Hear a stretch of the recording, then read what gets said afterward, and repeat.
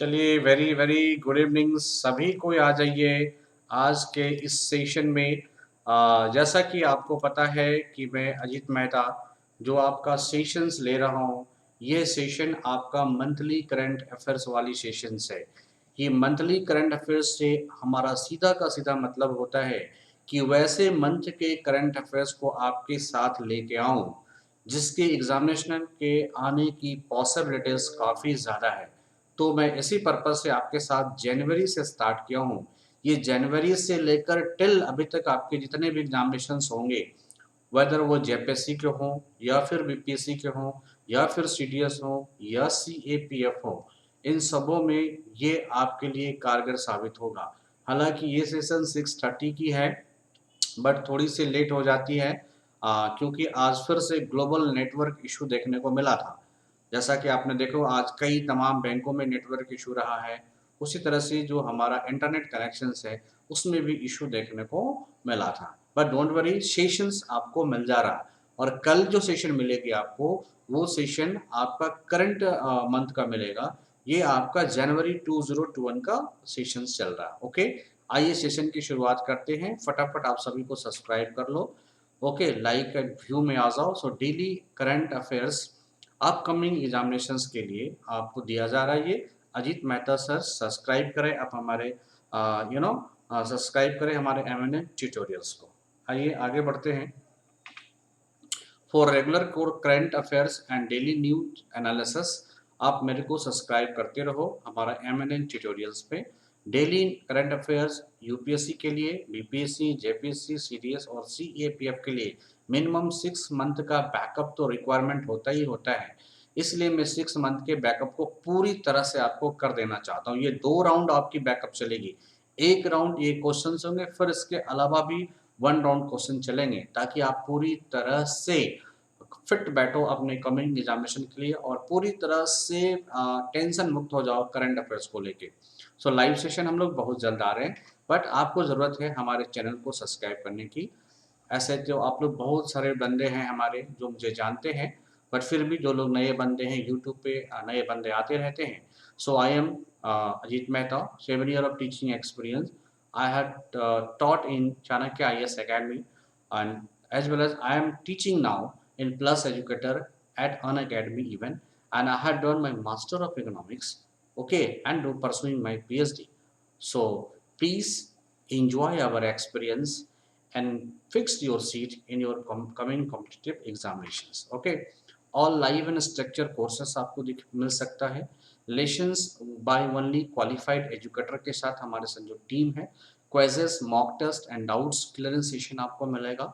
आप मेरे चैनल को सब्सक्राइब कर लो। वेरी सून हमारी इकोनॉमिक्स की सेशन शुरू होने वाली है। ओके, सो आइए आज के नेशनल और इंटरनेशनल करंट अफेयर्स पे फोकस करते हैं।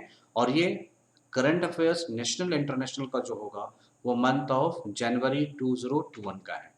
सो आप मेरे को टेलीग्राम, इंस्टाग्राम, फेसबुक, ये तमाम सोशल मीडिया पे आ सकते हो, ताकि आपसे हमारा कांटेक्ट बना रहे और आपके ग्रीवेंसेस को हम समय समय पर पूरा करते रहें। आइए आपके स्क्रीन पे ये क्वेश्चंस रहा। अब ये क्वेश्चंस है, आपको आंसर करने के लिए मैं 1 मिनट का समय दूंगा after reading of my questions, फिर जाके आप इसको आंसर कर सकते हो। What is the estimate GDP growth rate of India in 2020-21 as per the first advanced estimate of National Statistical Office? जो भारतीय सांख्यिकी कार्यालय है, इसके द्वारा 20 और 21 के लिए भारत की जो जीडीपी है ग्रोथ रेट को कितना फोरकास्ट किया गया हो। कई कई बार एग्जामिनेशन में आपको ये पूछ देते हैं कि आपको जीडीपी बताने हैं 2021, फिर वो पूछ देंगे 2021 22 के, या हो सकते हैं 2019 2020 के भी सवाल कर दें। ये जो आपका क्वेश्चन है ये 2021 का है, मतलब करंट सेशन जो चल रहा है उसका है। तो राष्ट्रीय सांख्यिकी कार्यालय के पहले उन्नत अनुमानों के अनुसार 2020-21 में भारत की अनुमानित जीडीपी दर क्या है, ये आपको बताने हैं। सो आंसर के लिए मैं 2 मिनट का नहीं 1 मिनट का समय देता हूँ। समय शुरू होता है अब। आइए आंसर होगा, the GDP of India is expected to contract by 7.7% in the fiscal year 2020-21, as per the first advance estimate released by the National Statistical Office (NSO) under the Ministry of Statistics and the programme implementation, जिसको कहते हैं MOSPI। ये कई बार आपके examination में पूछे जाते हैं इनके फुल फॉर्म को। तो ministry of statics and programme implementation, ये जनवरी 2021 का डेटा है, जिसमें आंसर करने होंगे आपके 7.7। तो श्रिंक किया है, आंसर होंगे -7.7। उम्मीद करता हूँ सभी को ये क्वेश्चन समझ में आई होगी। तो आगे बढ़ते हैं। चलिए next question, which bank has collaborated with the IIT Kanpur to launch the fintech innovation centre at its campus? State Bank of India, Punjab National Bank, Bank of Maharashtra and Canara Bank. किस बैंक ने अपने परिसर में फिनटेक इनोवेशन सेंटर शुरू करने के लिए IIT Kanpur के साथ सहयोग किया है? ये आंसर करने हैं आपको, समय मिलता है 1 मिनट। आंसर इज और Punjab National bank has partnered with IIT Kanpur and the Foundations for Innovations and Research in Science and Technology to set up a FinTech Innovation Center at the Institute's campus। तो answer क्या होंगे dear आपके? Answer होंगे Punjab and National Bank. Answer is your Punjab and National Bank, correct. आइए next में आते हैं। Which state has launch the Krishi Sanjivani van to take lab to the agriculture field to study soil water and suggest pest control remedies? किस राज्य ने मिट्टी पानी का अध्ययन करने के लिए कीट नियंत्रण के उपाय सुझाने के लिए कृषि क्षेत्रों में प्रयोगशालाओं को ले जाने के लिए कृषि संजीवनी वैन? याद रखना डियर, कृषि संजीवनी वैन से सवाल आपसे पूछे जा सकते हैं। तो किस किस राज्य ने ऐसा करा है? तो आंसर आपके पास होगा, आपके पास समय रहा 1 मिनट का, आंसर करो। क्या उत्तर प्रदेश ने करा है, पंजाब ने करा है, कर्नाटक ने करा है या तमिलनाडु ने करा है? The chief minister of Karnataka Shri BS Yediyurappa, हालांकि अभी वो कल ही रिटायरमेंट दे चुके हैं या उन्होंने रिजाइन किया है, फ्लैग ऑफ 40 कृषि संजीवनी वान in Bangalore on January 7, 2021. These vans have been launched by State Agriculture Department with the central assistance under National Krishi Vikas Yojana to take up this novel program. So answer क्या होगा? येदियुरप्पा जी हैं तो कर्नाटक के मुख्यमंत्री हैं, इसका मतलब कर्नाटक राज्य ने ऐसा किया है क्या भाई? तो कृषि संजीवनी वान को चालू किया है। ये आपके सॉइल टेस्ट भी कर सकता है और एग्रीकल्चर के लिए कौन सा क्रॉप सुटेबल्स होगा उस पार्टिकुलर सॉइल पे, इसकी भी जानकारी आपको दे सकता है। Justice Hima Kohli has been appointed as the first ever the female chief justice of which high court?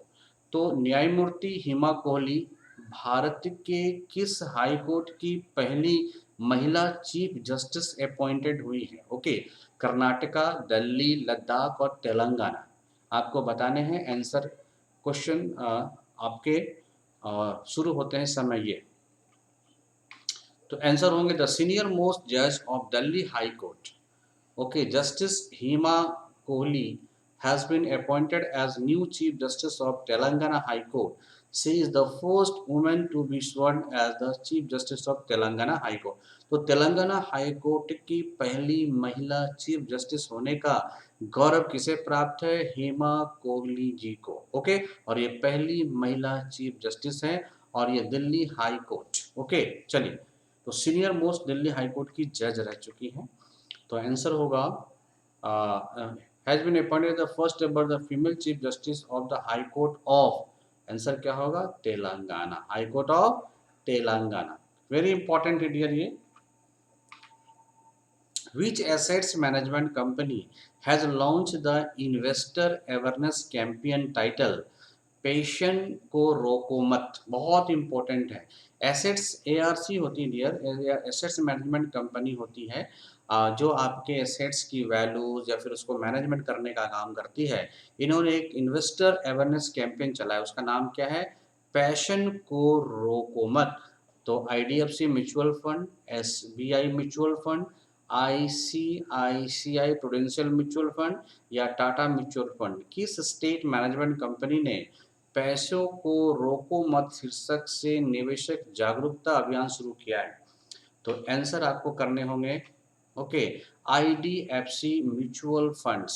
Okay, IDFC mutual funds ने ऐसी व्यवस्था करी है। तो आंसर आप कर सकते हो आईडीएफसी म्यूचुअल फंड्स। ओके, ये काफ़ी इंपॉर्टेंट क्वेश्चन है, जो लोग बैंकिंग सीकर्स हैं या फिर किसी अदर्स एग्जामिनेशन में बैठते हैं उनके लिए महत्वपूर्ण क्वेश्चन है। आइए, who has been appointed as the head of the central government committee to protect the unique language, cultural identity and the land of Ladakh? तो किसे अपॉइंट किया गया है सेंट्रल गवर्नमेंट कमेटी में, जो कि लद्दाख की अनूठी भाषा, संस्कृति, पहचान और भूमि की रक्षा के लिए केंद्र सरकार की समिति के प्रमुख के रूप में काम किया? आपको जैसा कि पता है कि लद्दाख को जिस तरह से सेपरेट आइडेंटिटी मिली है, तो उनकी जो वहाँ की जो कल्चर है, वहाँ की जो लैंग्वेजेस है, उनको एक रिजर्वेशन दिया जाए, एक संरक्षण दिया जाए, एक कंजर्वेशन दिया जाए और उनको मेन स्ट्रीम में लाया जाए।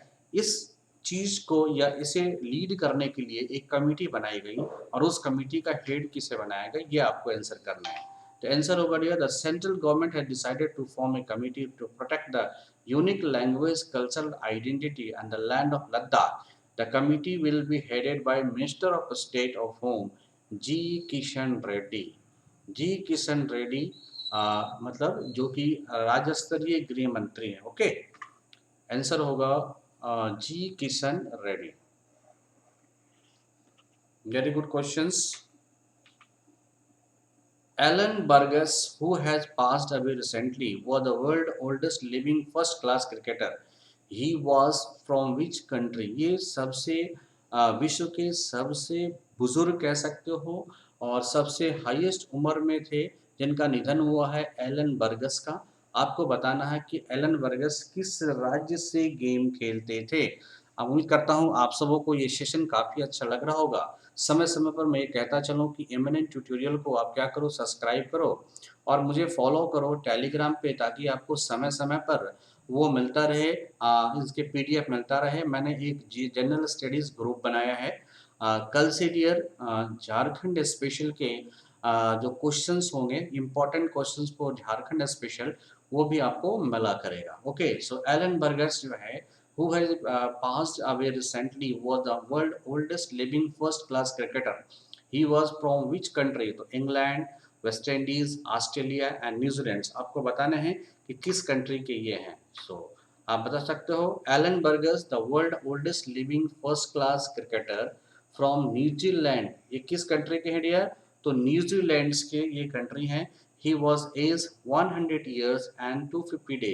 वो 100 साल और 250 दिन के हो चुके थे जब इनकी मृत्यु हुई।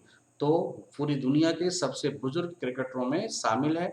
इनकी इनकी मैं पूरी डिस्क्रिप्शन मैंने ऑलरेडी क्लासेस में दे रखा था जनवरी वाले सेशन में। तो ये आपका रिवीजन भी सेशन कह दो और फटाफट रिवीजन पे हम लोग चल रहे हैं, और ताकि आपको माइंड में जनवरी के क्वेश्चंस रहे।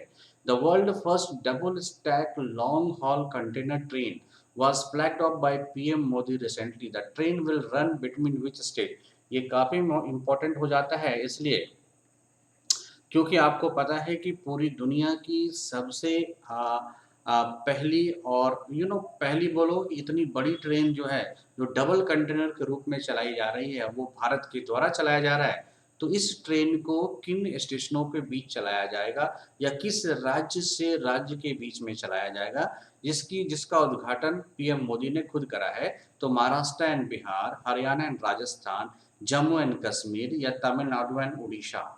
आंसर आपको करने हैं dear, the PM Modi flag off the double stack long haul container train that is 1.5 kilometre long. इस ट्रेन की लंबाई कितनी है? तो 1.5 किलोमीटर लंबी इसकी लंबाई है। Is the first double stack container freight train. It will run from New Atari, Atari means Haryana, to New Kishanganj in Rajasthan.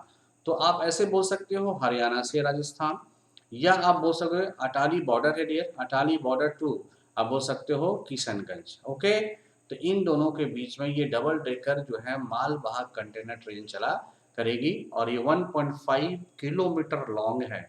आप समझ सकते हो एक बार में कितनी वस्तुओं को ट्रांसपोर्ट किया जा सकता है। और ये फायदा आपको किस में देगा, तो यह फायदा आपको देगा कि आप आराम से इसका बेनिफिट आप अपने बिजनेस को बढ़ाने में कर सकते हो। What was the theme of virtual international Archons conference EduCon 2020? तो सीधी बात है कि EduCon 2020 का थीम क्या है? Assessments for learning outcomes and sustainable development, education contributing to Atmanirbhar Bharat, in Wizings education for transforming youth to restores global peace and buildings peace in the mind of youth and all।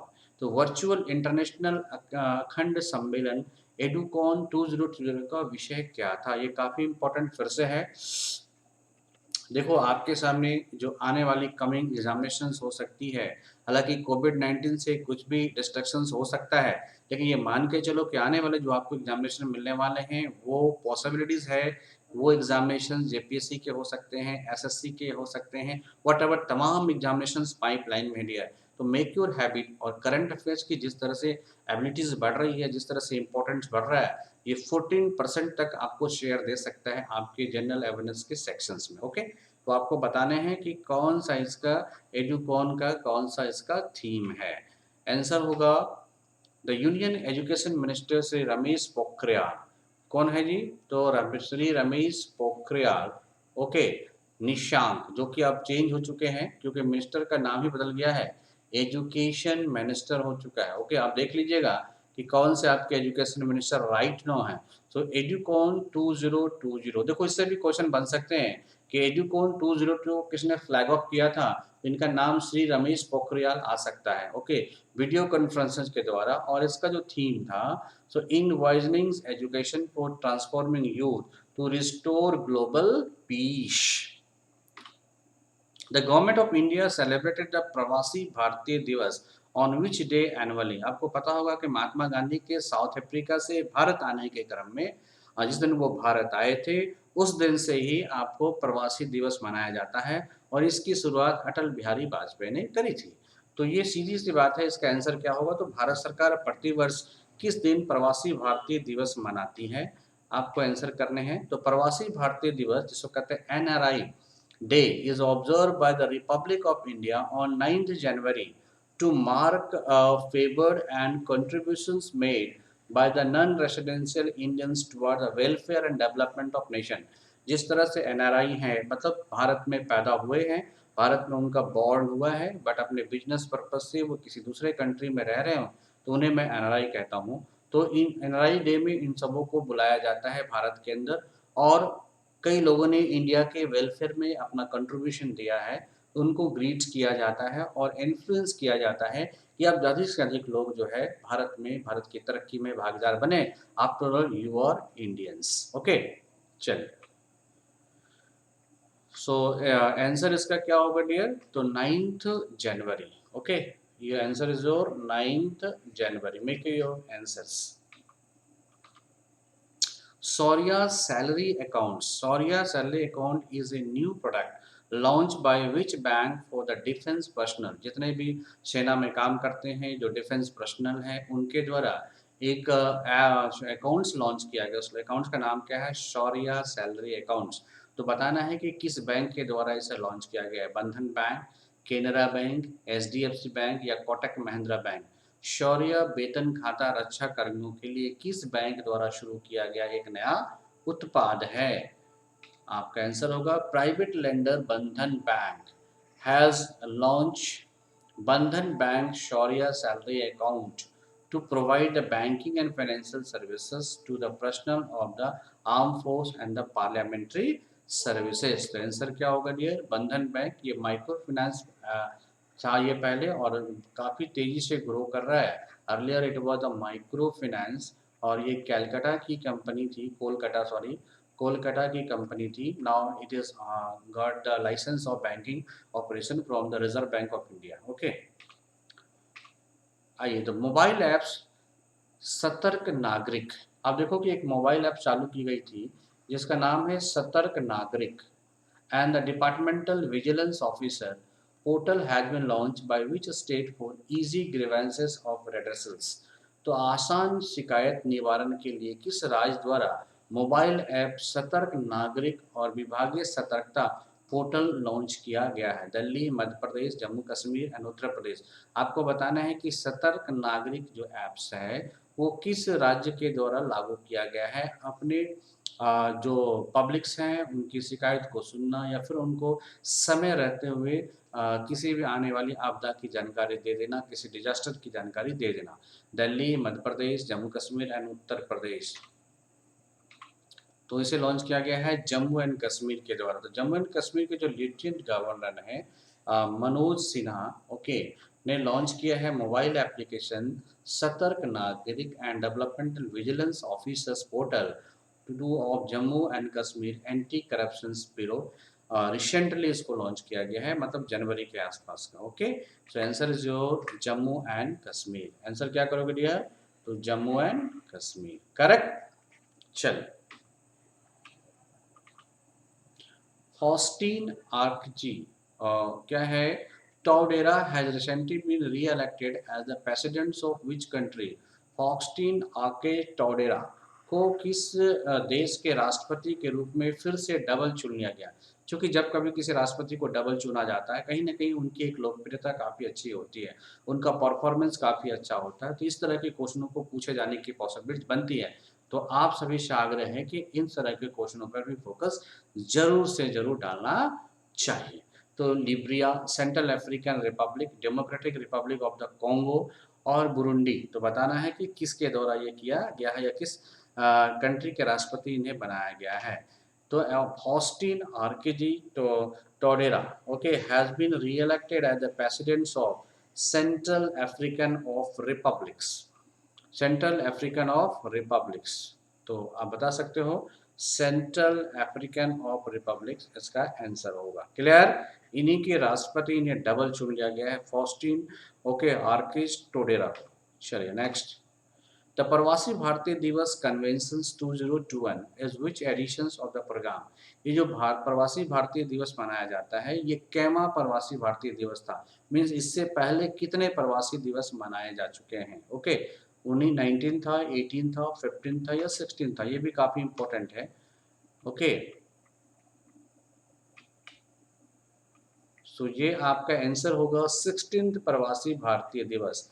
It mean इससे पहले 15 प्रवासी भारतीय दिवस मनाए जा चुके। Okay, तो ये रहे आपके कुछ important questions. Okay, so thank you. Any questions you can contact me और you can email me eminenttutorial@gmail.com। और आप मेरे को नंबर पे कॉल भी कर सकते हो या मैसेज डाल सकते हो।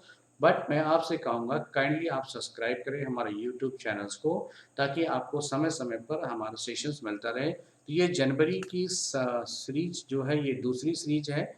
और कल आपको जो मिलेगा वो 2 दिन का कंपाइल करके डेली करंट अफेयर्स के रूप में आपको मिल जाएगा। Thank you. I hope you will all aware about this current affairs और आपने काफ़ी इंजॉय किया होगा। उम्मीद करते हैं कि आप आगे भी काफ़ी इंजॉय करेंगे। Thank you.